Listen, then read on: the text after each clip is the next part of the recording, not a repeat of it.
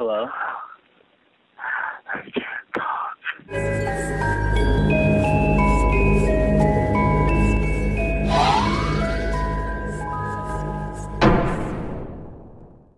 Hey yo, what's up guys? Kita balik lagi ke 911 part. Hey guys, kita balik lagi ke rekaman 911 part 13 bagian 3. Dan tanpa panjang-panjang intronya, kita lanjut ke kasus kelima. Kasus ini sebenarnya nggak banyak informasi detail yang bisa aku dapatkan, seperti identitas si korban, background kehidupannya, dan apa yang sebenarnya terjadi pada si korban ini. Tapi karena rekaman ini serem banget, dan rasanya sayang kalau nggak nge-share ke kalian. Nah, rekaman ini sendiri aku dapatin dari video yang diupload di channel Phoenix Police yang diupload pada 31 Maret 2021. Jadi baru beberapa bulan yang lalu aja. Yang berjudul Most Memorable Call. So, salah satu operator di Phoenix Police yang bernama Hunter Cluckes menerima telepon dari seorang pria yang namanya disamarkan sebagai John Doe. Di mana ini adalah panggilan yang paling membekas di ingatan Hunter Cluckes. Karena 4 kata yang diucapkan oleh John Doe yaitu I'm bleeding all over atau aku seluruhnya berdarah-darah. Kalian bayangkan dulu sekujur tubuh yang berdarah-darah. Nah, seperti yang aku bilang tadi, aku nggak tahu pasti apa yang terjadi sama si korban, tapi kita dengar dulu rekamannya. Dan mungkin teman-teman bisa menyimpulkan apa yang terjadi pada si John Doe. Kita dengar. Phoenix 911, where is the emergency? I am beat up. I got thrown underneath the stairs. This person's house. I don't know the exact address, but I can't move, and he has me trapped underneath here. He has you trapped underneath there? Yeah, I'm bleeding all over. You're bleeding all over? How long have you been there for? Okay, hold on one second. I'm gonna get us over to the fire department, okay?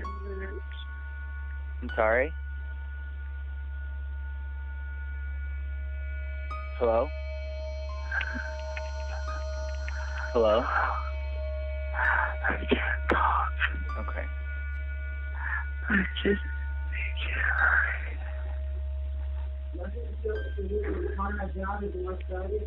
How many other people are in there?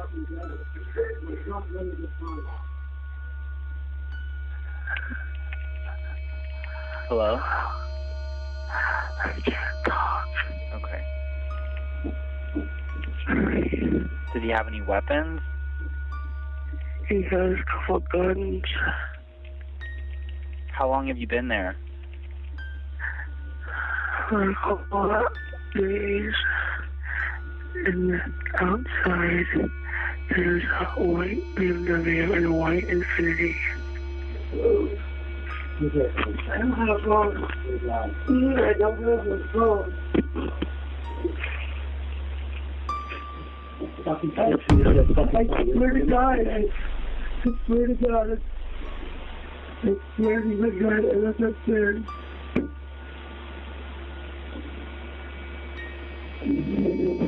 How many other people are inside right now? There's 1, 2, 3, there's 3 people. So it's the one, 2 girls and the one guy? Yeah. Do you know what kind of weapons he has?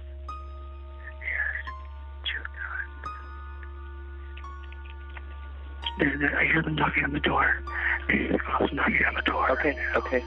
Nah, menurut keterangan Hunter Cluckes, ketika polisi sampai di TKP, mereka langsung menemukan 2 wanita yang tadi disebut oleh si penelpon, dan 2 wanita ini langsung diamankan. Pastinya mereka dalam keadaan ketakutan dan terguncang, shock. Sementara si penelpon, John Doe, itu masih belum ditemukan, dan sembari polisi mencari keberadaan John Doe, si John Doe ini memberikan sinyal kode kepada polisi, mungkin berupa ketukan atau teriakan, aku nggak tahu karena nggak dijelaskan, agar polisi bisa lebih mudah menemukan John Doe.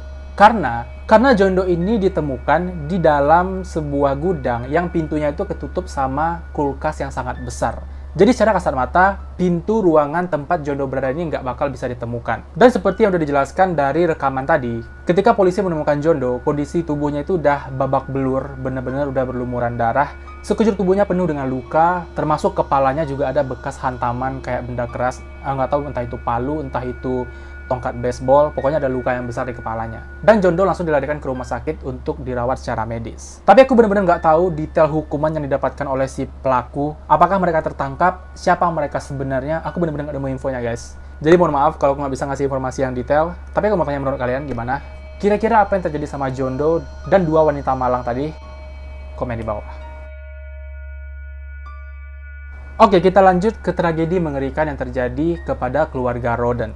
Pada malam Jumat, tanggal 21 April 2016, terjadi insiden pembantaian di kediaman keluarga Roden yang menewaskan 8 anggota keluarga, di mana 7 anggota keluarga ditemukan tewas di rumah dan 1 anggota keluarga ditemukan tewas juga di jalanan berjarak 3 mil dari rumah. Nah, kejadian ini awalnya diketahui oleh Bobby Joe Manley yang merupakan adik dari salah satu korban, yaitu Dana Roden. Ketika pada Jumat pagi, tanggal 22 April 2016, dia datang berkunjung ke rumah dan melihat kalau di rumah itu banyak penampakan yang serem. Salah satunya bersimbahnya darah di ruang tengah rumah. Hampir semuanya merah di lantai, di dinding, di jendela, di semua perabotan. Bobby dalam keadaan yang panik, shock. Dia menyisiri sisi rumah untuk mengetahui apa yang terjadi di rumah itu. Dan Bobby makin kaget lagi ketika dia menemukan banyak mayat di tempat tidur mereka masing-masing. Ada yang ditemukan di kamar tidur, ada yang ditemukan di kamar belakang, dan ada yang ditemukan di kandang ayam. Kita bahas nanti. Bobby yang panik dan ketakutan langsung nelpon 911 untuk minta bantuan polisi agar segera datang ke TKP. Nah, sebelum kita bahas lebih lanjut tentang kasus ini, kita dengar dulu rekaman telepon dari Bobby ke 911. 911. Yes, I need a yes. 40. Let's go. Come on. I need you to tell me the address. What's the address? Just a second. We walked to the mailbox. I think my brother-in-law's dead. Okay, what's the address? Give me just a second. Ma'am, you gotta tell me what's going on. There's blood all over the house.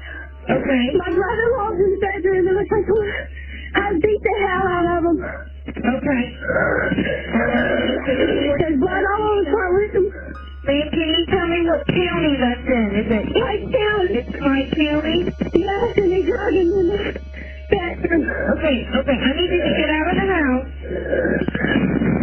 Did you drive over there? Yes, I did. Okay, what's your name? Mine. What's your brother-in-law's name? What's your brother-in-law's name? Ma'am? Yeah. What's his name? Chris Roden and Gary Roden. Chris and Gary Roden? Both of them that looks like they're dead. You think they're both dead? I think they're both dead. Looks like someone has beat the fuck out of them. Okay. Is there anybody else in the house? Not that I know of. Okay. The door was locked when we got here, but I know where the key was at. And I went in and they're laying on the floor. Okay. I need you to get out of the house and wait. I'm standing outside right now. Okay, just stay out of the house. Don't let anybody go in there, okay? Yeah. All right, we got deputies on the way, okay? Thank you. You're welcome. Ketika polisi sampai di lokasi, mereka langsung menggeledah seisi rumah dan membawa 7 jasad yang mereka temukan ke rumah sakit untuk melakukan otopsi agar mengetahui apa penyebab kematian mereka dan mungkin petunjuk tentang siapa pelaku pembunuhan ini. Nah, 8 anggota keluarga Roden yang menjadi korban ini diantaranya Christopher Roden Sr., seorang ayah yang berusia 40 tahun. Dia ditembak 4 kali di dada dan 5 kali di kepala. Mayatnya ditemukan di kamar bagian belakang. Ini karena rada panjang, aku bacain aja ya. Korban yang kedua, Dana Roden, yaitu mantan istri dari Chris Sr. yang berusia 37 tahun. Dia ditembak 3 kali di kepala bagian kanan dan 1 kali di dagu.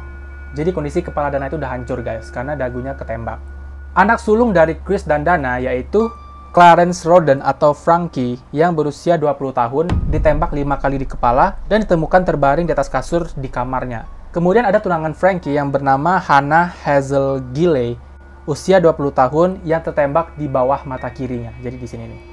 Dan ditemukan terbaring di samping suaminya Frankie. Nah, di antara Frankie sama si Hannah ini ada anak mereka yang masih bayi berusia 6 bulan yang masih hidup. Kemudian ada adik dari Frankie yaitu Chris Jr. yang berusia 16 tahun yang tertembak 5 kali di kepala. Kemudian Hannah May Roden berusia 19 tahun tertembak 2 kali di kepala dan ditemukan tergeletak di atas kasur di kamarnya. Dan di dekat Hannah itu ada bayi berusia 5 hari yang juga masih hidup. 5 hari guys, baru lahir. Tadi 6 bulan, ini 5 hari. Serem gak sih? Kemudian ada kakak dari Chris Senior yaitu Kenneth atau Kenny Rhoden yang berusia 44 tahun yang tertembak di mata kanannya dan ditemukan di pinggir jalan 3 mil dari rumah Rhoden. Oke, jadi yang ditemukan di jalan tadi itu si Kenneth. Dan terakhir ada Gary Rhoden, sepupu dari Chris Senior yang berusia 38 tahun, yang juga ditembak di kepala. Dan di rumah keluarga Rhoden juga ditemukan seorang anak lagi berusia 3 tahun yang juga masih hidup dan sedang terduduk di tangga. Jadi kalian bayangkan, rumah ini udah dipenuhi mayat, dan si anak 3 tahun ini nggak tahu harus ngapain, nggak tahu harus kemana. Jadi dia cuma duduk, nunggu di tangga. Ya nggak tahu dia nunggu apa. Kasian nggak sih? Nah, jadi ada 8 orang dewasa dan 3 anak-anak di insiden ini. Nah, sebelum kita bahas lebih lanjut tentang kronologi kejadian atau siapa pelaku dari insiden ini, kita dengar dulu rekaman 911 dari Kenneth, yang merupakan adik dari Christopher Senior. Nah, sih. Kakak. Yang merupakan kakak dari Chris Senior. Kita dengar dulu rekamannya. 911. Yes, ma'am. My name is Kenny Rhoden, and there is somebody following me right now, chasing me. For someone chasing you? I do have, I fear for my life. I'm leaving the Speedway and headed towards Greenup, and somebody's chasing me. Are you leaving the Speedway in South Shore?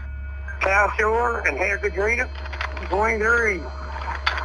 He's fucking flipping us off. Yeah, he's in front of us now. I don't know what he's doing, if he's give up or whatever, but I'll give you the license plate number, whatever. But I know the clock is off. He's trying to block you off? The other vehicle's going to be in front. What kind of vehicle are you driving? He's about 2 cars ahead of us now. We're getting ready to just turn around. He's going on toward Greenup. Okay, y'all's turning around and he's going on towards Greenup? Well, yeah. If he don't stop at this next turnaround spot up here, we're going to turn around. Yeah, I don't want to round him. I don't know who he is. Okay. You said you're going back towards Speedway now? Nah, I'm at Sitco right now. Oh, you're at Sitco? And I'm turning around and headed back towards Speedway. He's going on up the road now. Okay. They probably seen me on the phone or whatever. I don't know. License plate number? We did get his license plate number. I don't know what his problem was. But he's not around you now? He's went the other... No, he is headed towards... I don't know what to do. I've never had anybody do me that way before, is what I'm telling you. My name is Kenny Rhoden. There was more than one guy, more than one person in the vehicle. There were several different males in the vehicle? There was at least 2 that I know for a fact. I couldn't tell what the other one was. Okay. The last time I seen them, they were passing Dig and Go and headed towards Greenup. And we're headed, we was going to Walmart where we were going. I mean, the danger's over, but I mean, I would like the vehicle to be investigated. Who the hell was in it? Yeah. I mean, they're chasing me, trying to cut me off, trying to make me stop. Okay. Okay, sir. We gave it to our officers, and he's on his way looking for him now. All right, thank you. Nah, kasus ini menjadi salah satu kasus tersadis di Amerika Serikat dan mendapatkan penanganan serius dari polisi. Tapi sayangnya kasus ini berjalan sampai 2 tahun karena sesulit itu menemukan siapa pelaku dari pembantaian ini. Tapi akhirnya pada 13 November 2018, satu keluarga bernama keluarga Wagner yang terdiri dari 4 anggota keluarga, yaitu George Wagner ketiga, atau nama lainnya Billy yang berusia 47 tahun, istrinya Angela Wagner berusia 48 tahun, anak pertamanya George Wagner keempat yang berusia 27 tahun, dan anak keduanya Edward Wagner atau Jack berusia 26 tahun, tertangkap dan didakwa sebagai pelaku pembunuhan keluarga Rhoden yang terjadi di tahun 2016 lalu. Nah, walaupun sebelumnya ada banyak nama yang diduga menjadi pelaku pembunuhan keluarga Rhoden, tapi keputusan resmi menjatuhi keluarga Wagner sebagai pelaku pembunuh sebenarnya. Nah, siapakah keluarga Wagner ini? Dan apa hubungannya dengan keluarga Rhoden? Dan yang lebih penting, apa motifnya membunuh keluarga Rhoden sampai membantai separah itu, sekejam itu? Nah, pada 12 Mei 2017, 1 tahun setelah insiden ditemukannya keluarga Rhoden yang tewas, polisi langsung melakukan investigasi dan penyelidikan, dan pada saat itu polisi diarahkan ke sebuah rumah yang berjarak 10 mil dari lokasi kejadian. Karena ternyata Edward atau Jack Wagner adalah mantan suami dari Hannah Rhoden, yang merupakan salah satu putri dari keluarga Roden. Jadi, Jack ini adalah ayah kandung dari anak berusia 3 tahun yang ditemukan di rumah keluarga Roden. Tapi bukan bayi yang berusia 5 hari ya guys. Jadi basically, hubungan keluarga Wagner dengan keluarga Roden itu adalah hubungan keluarga karena pernikahan. Nah, penyelidikan polisi di daerah Adams County menemukan petunjuk bahwa Jack Wagner pernah menjual senjata api secara ilegal ke toko senjata yang ada di daerah Adams. Nah, dari sanalah polisi mencurigai Edward Wagner dan mendatangi kediaman keluarga Wagner. Tapi ketika di sana, polisi yang awalnya mencari tersangka penjualan senjata api ilegal langsung berubah untuk mencari bukti pembunuhan keluarga Roden. Karena polisi menemukan beberapa clue atau petunjuk yang berhubungan dengan keluarga Roden di kediaman keluarga Wagner itu. Kenapa? Petunjuk apa yang ditemukan oleh polisi? Jadi di rumah keluarga Wagner, polisi menemukan ada ladang ganja yang persis sama dengan ladang ganja yang ada di rumah keluarga Roden. Nah, jadi teori yang dipercaya oleh polisi dalam kasus ini adalah yang pertama, adanya kartel narkoba jenis marijuana yang terbukti dari tanaman ganja yang ada di rumah Roden dan keluarga Wagner. Dan karena ladang ganja yang terbilang luas ini, polisi meyakini kalau ini ditanam bukan untuk hobi-hobian, bukan untuk iseng-isengan, tapi untuk diperjualbelikan. Dan mungkin keluarga Wagner ingin mengambil alih usaha penjualan ganja yang pada saat itu dikuasai oleh keluarga Roden. Jadi teori pertama ini tentang bisnis penjualan ganja antar dua keluarga ini. Bersaing mereka guys. Nah, teori yang kedua adalah sabung ayam. Nah, seperti tadi aku sebutkan di awal, kalau salah satu keluarga Roden ini ada yang ditemukan di kandang ayam. Nah, keluarga Roden ini memelihara 1 ekor ayam yang mungkin digunakan untuk sabung ayam. Dan keluarga Wagner ingin mengambil itu juga. Selain dari ganja, mereka juga ingin mengambil ayam itu. Ayam. Kalau memang kejadian ini karena ayam. Dan teori yang ketiga adalah pertaruhan hak asuh anak. Nah, seperti yang tadi udah aku kasih tahu, kalau hubungan keluarga Wagner dengan keluarga Roden ini adalah pernikahan antara Jack Wagner dengan Hannah Roden. Di rumah tangga mereka ini sering ribut dan berakhir cerai, dan hak asuh anak jatuh kepada Hannah Roden. Dan mungkin Jack ingin mengambil kembali anaknya yang berusia 3 tahun itu, tapi Hannah Rodennya nggak mau, dan mereka konflik, terjadi sakit hati, yang memicu adanya pembantaian keluarga ini. Dan mungkin itulah alasan kenapa semua orang dewasa di keluarga Roden tewas, sementara anak-anaknya enggak. Tapi kalaupun iya, kenapa anak 3 tahun nggak diambil? Kenapa nggak dibawa? Kenapa dibiarin aja tinggal di rumah Roden? Jadi itu 3 teori yang dipercaya oleh kepolisian yang mungkin menjadi alasan yang mendorong keluarga Wagner melakukan pembantaian kepada keluarga Roden. Menurut kalian gimana? Kalau menurut aku sih yang lebih masuk akal itu yang kartel narkoba guys, karena ini memang masalah serius kan. Menurut aku sih. Menurut kalian gimana? Komen di bawah. Nah, setelah 4 anggota keluarga Wagner dijebloskan ke penjara di daerah Franklin County, akhirnya pada 21 April 2021, baru kemarin juga nih, Edward atau Jack Wagner mengakui di pengadilan bahwa dialah pelaku yang telah membantai keluarga Roden.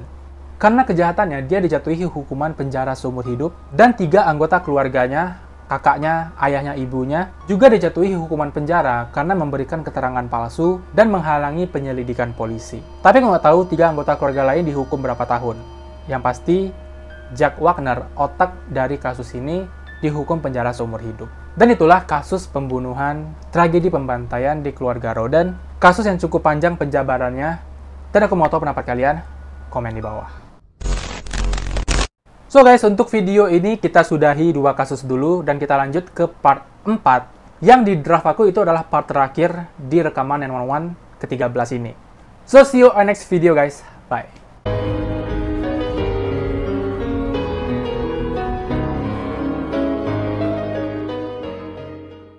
Dan di video ini kita bakal bahas 2. Dan di video ini kita mulai dan kita lanjut. Dan sekarang tanpa panjang-panjang. Aku cuma ngingetin.